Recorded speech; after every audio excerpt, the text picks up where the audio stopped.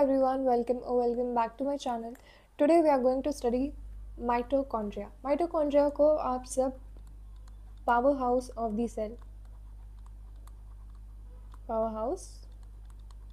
cell से तो बहुत अच्छे से जानते होंगे.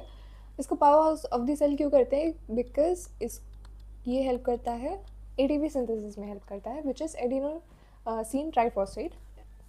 तो ये तो बहुत बेसिक सी चीज़ है जो आपको जूनियर क्लासेस में बताई गई हैं और आपको याद भी होगी.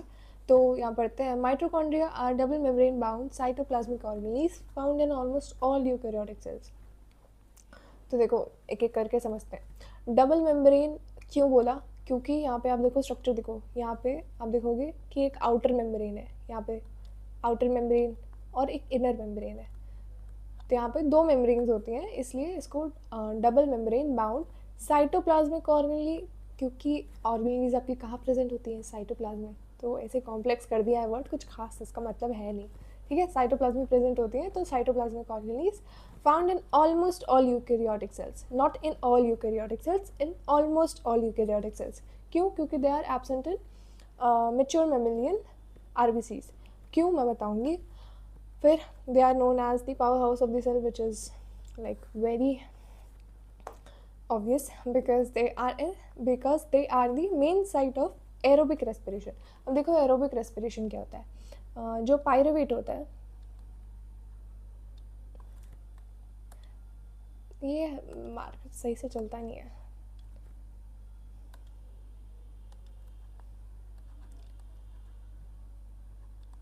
पायरुवेट होता है ना, वो आपका कन्वर्ट हो जाता है, या ऐसा कह लो कि एटीपी सिंथेसिस में हेल्प करता है या एटीपी बनाता है, और इट यूज़ ऑक्सीजन. तो अब ये आप पूरी क्रेब्स साइकिल जब पढ़ोगे तब आपको अच्छे से समझ में आएगा कैसे क्या होता है. तो मतलब मैं ऐसे ही थोड़ा सा बता दे रही हूँ. पायरुवेट होता है जो कि एटीपी सिंथेसाइज करता है and it use oxygen, therefore it is known as aerobic respiration. और अगर मैं पूछूँ कि पायरुवेट कहाँ से आया, तो आप बताओ कि it is derive from glucose. ठीक है, ग्लूकोज से पायरुवेट बनता है, फिर उससे एटीपी बनते हैं. तो यहाँ पे लिखा है they are the main site of aerobic respiration and ATP synthesis. Therefore like यहाँ पे एटीपी बन रहा है तो एटीपी सिंथेसिस हो गया. Now let's talk about the structure पे आते हैं. तो इट इज़ ओवल और रॉड शेप्ड. ये देखो ओवल, रॉड शेप्ड या सॉसेज शेप्ड भी कहा जाता है इसको. फिर 0.5 to 1 माइक्रोमीटर डायमीटर और इसकी लेंथ वगैरह दी हुई है. ये इन्फॉर्मेशन है, याद कर लो. फिर द नंबर ऑफ, ये बहुत इंपॉर्टेंट पॉइंट है, the number varies according to the energy requirement of the cell. देखो समझो, आरबीसीज में मैंने ऊपर पढ़ा, मैच्योर आरबीसीज में आपके माइटोकॉन्ड्रिया प्रेजेंट ही नहीं होते, एब्सेंट होते. क्यों? क्योंकि आरबीसीज का काम क्या है? ब्लड ट्रांसपोर्ट करना. तो उसमें हीमोग्लोबिन चाहिए ना भाई. आप माइटोकॉन्ड्रिया का क्या ही करोगे. तो आरबीसीज में आपके माइटोकॉन्ड्रिया नहीं प्रेजेंट होते. वेयर एज आपके लिवर सेल्स में लाइक या हार्ट सेल्स ले लो, इनमें काफ़ी ज़्यादा अमाउंट में माइटोकॉन्ड्रिया प्रेजेंट होते हैं. क्यों? क्योंकि इनका काम ही वैसा है, इनको चाहिए बहुत सारी energy to perform a lot of metabolic activity. ठीक है, उनको उतनी एनर्जी चाहिए. तो समझ में आया. Therefore it was written here कि they are found in almost all eukaryotic cells but not in RBCs, mature RBCs, mature. Now let's see the diagram. यहाँ पे एक बारी डायग्राम देख लेते हैं. ये डायग्राम देखो, आउटर मेम्ब्रेन हो गई, इनर मेम्ब्रेन है. इनर मेम्ब्रेन में ऐसे फोल्ड दिख रहे हैं, ऐसे कुछ फोल्ड्स हैं, इनको बोलते हैं क्रिस्टे. ये फोल्ड्स दिख रहे हैं, इन फोल्ड्स को कहते हैं cristae. They increase surface area. आप देखते हो ये फोल्ड्स और कहाँ पे होते हैं? लाइक वेलाई में देखते हो ना, जो आपके स्मॉल इंटेस्टाइन में प्रेजेंट होती हैं वेलाइज वगैरह, तो वो भी क्या करती हैं? वो भी फिंगर लाइक प्रोजेक्शन होती है और दे इंक्रीज सरफेस एरिया. तो यहाँ पे क्रिस्टे होते हैं. ठीक है, क्यों बढ़ा रहे हैं सरफेस एरिया? क्योंकि एटीपी सिंथेसिस बढ़ानी है, मतलब एटीपी को बनाने का नंबर बढ़ाना है, इसलिए जितना ज़्यादा सरफेस होगा उतने ज़्यादा एटीपी बनेंगे. और क्यों, ये मैं आपको नेक्स्ट लेक्चर में बताऊँगी. I guess next to next lecture, जब हम लोग ऑक्सीडेटिव फॉस्फोराइलेशन पढ़ेंगे तब। तो यहाँ पे मैंने बता दिया आपको, ये आउटर चैम्बर लिखा है, इसको आउटर चैम्बर नहीं लिखो, यहाँ पे लिखो इंटर मेम्ब्रेन स्पेस। ये देखो, ये आपकी आउटर मेम्ब्रेन हो गई, ये आपकी इनर मेम्ब्रेन हो गई, ठीक है। इनका जो बीच का स्पेस है, इस स्पेस को कहते हैं इंटर मेम्ब्रेन स्पेस, ठीक है, गॉट इट। फिर हम लोग बात करते हैं जो अंदर का फ्लूइड कंटेंट, या आप कह सकते हो जो भी अंदर का मटेरियल हो गया इनर मेम्ब्रेन के अंदर, वो हो गया आपका मैट्रिक्स। मैट्रिक्स में आपका क्या क्या प्रेजेंट होता है? मैट्रिक्स में इनके पास होता है डीएनए मॉलिक्यूल। अब डीएनए मॉलिक्यूल क्या करता है? Obviously it helps in replication. आपको बढ़ाने हैं माइटोकॉन्ड्रिया के नंबर, तो ये माइटोकॉन्ड्रिया कैसे डिवाइड करेंगे? इनके पास खुद का डीएनए होता है, डीएनए प्रेजेंट है तो ये रेप्लिकेट कर लेंगे, ठीक है। डीएनए प्रेजेंट होता है, और इनके पास राइबोसोम्स भी प्रेजेंट होते हैं। राइबोसोम्स क्या होते हैं? प्रोटीन फैक्ट्री होते हैं। प्रोटीन फैक्ट्री है तो क्या मैन्युफैक्चर करेंगे? खूब सारा प्रोटीन। तो माइटोकॉन्ड्रिया आपका खूब सारा प्रोटीन भी बना सकता है, काफ़ी अच्छी बात है हमें। फिर हम लोग बात करते हैं, यहाँ पे आप देखो क्रिस्टे के ऊपर कुछ F1 पार्टिकल्स लगे हुए हैं, F1 एंड F0 पार्टिकल्स लगे होते हैं। तो ये पार्टिकल्स क्या करते हैं? They help in like they are also known as ATP synthase.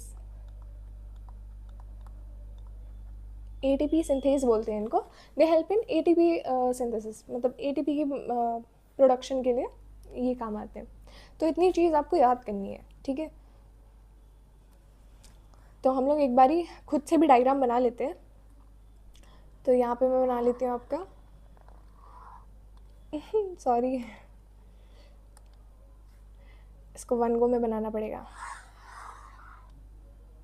ओह, मैंने बना दिया, ठीक है। इसको ज्वाइन कर लेना, ठीक है। हाँ, इतना चलता है, कोई बात नहीं। फिर आपकी इनर मेम्ब्रेन हो गई।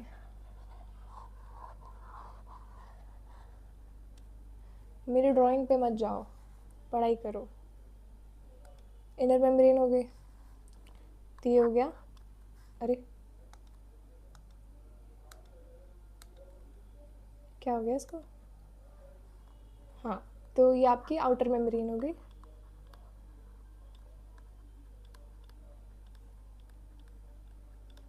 आउटर मेम्ब्रेन ये आपकी हो गई।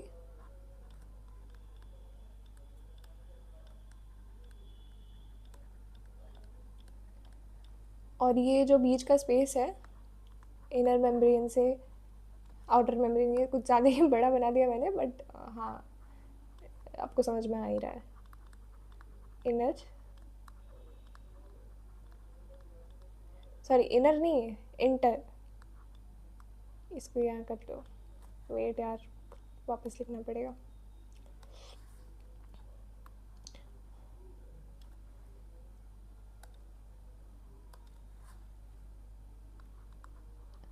Inter membrane space. तो देखो, अब आउटर मेम्ब्रेन जो होती है ना आपकी परमिएबल होती है, परमिएबल होती है। इट परमिट्स अ फ्यू क्या, वो लगभग सारे मॉलिक्यूल्स को परमिट कर देती है आने जाने के लिए। बट जो आपकी इनर मेम्ब्रेन होती है ये बहुत ही सिलेक्टिवली परमिएबल होती है। सिलेक्टिवली परमिएबल है कि ये कुछ कुछ ही मॉलिक्यूल्स का अंदर आने देगी। इट विल सिलेक्ट कि हाँ भाई तुम आओ, तुम मत आओ, ठीक है। तो ये सिलेक्टिवली परमिएबल कैसे होती है? इसमें प्रेजेंट होता है कार्डियोलिपिन। कार्डियोलिपिन की वजह से ये सिलेक्टिवली परमिएबल हो जाती है। तो ये एक इंपॉर्टेंट पॉइंट था जो मैं आपको यहाँ बता दिया। फिर आपके इंटरमेम्ब्रेन स्पेस में, इंटरमेम्ब्रेन स्पेस में आपका होता है कीमियोऑस्मोसिस, सॉरी कीमियोसिस नहीं, कीमियोऑस्मोसिस, जो कि लाइक आपको मैं वो भी फॉस्फोराइलेशन जब पढ़ाऊँगी, ऑक्सीडेटिव फॉस्फोराइलेशन, तब बताऊँगी क्या होता है। अभी आप कंफ्यूज हो गए, तो अभी सिर्फ स्ट्रक्चर के बारे में हम लोग पढ़ेंगे। तो आपका इंटरमेम्ब्रेन स्पेस हो गया। बस आप ये याद रखो कि यहाँ पे है ना, यहाँ पे प्रोटॉन का नंबर ज़्यादा रहता है, कुछ ग्रेडियंट टाइप का कुछ बनता है। थोड़ा बहुत जानते रहो ताकि फिर जब मैं बताऊँ तो एकदम से नया ना लगे। माइटोकॉन्ड्रिया, ठीक है, माइटोकॉन्ड्रिया बना रहे हैं हम लोग यहाँ पे, तो मैंने सोचा लिख भी दूँ। फिर आपका अंदर का क्या होगा, ये आपकी मैट्रिक्स हो गई।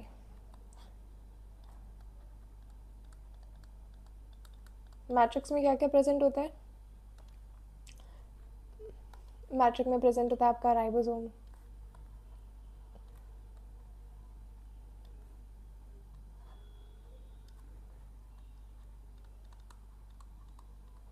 राइबोसोम्स प्रेजेंट होते हैं। और क्या प्रेजेंट होता है?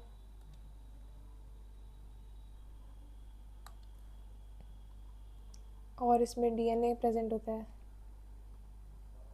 ये आपका डीएनए हो गया, माइटोकॉन्ड्रियल डीएनए हो गया, ठीक है। अच्छा, सबसे इम्पॉर्टेंट चीज़ तो मैं भूल ही गई, बताओ क्या?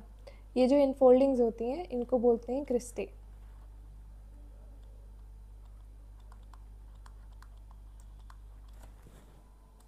यहाँ देखो मैंने बताया ना, ये इनफोल्डिंग्स हो गई आपकी cristae.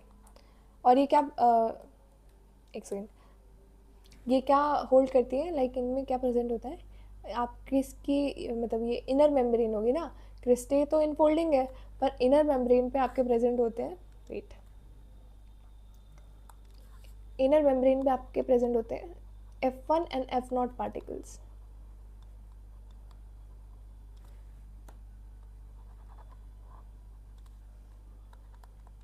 F1 and F0 particles, F0 particles इनको क्या बोलते हैं? ATP synthase.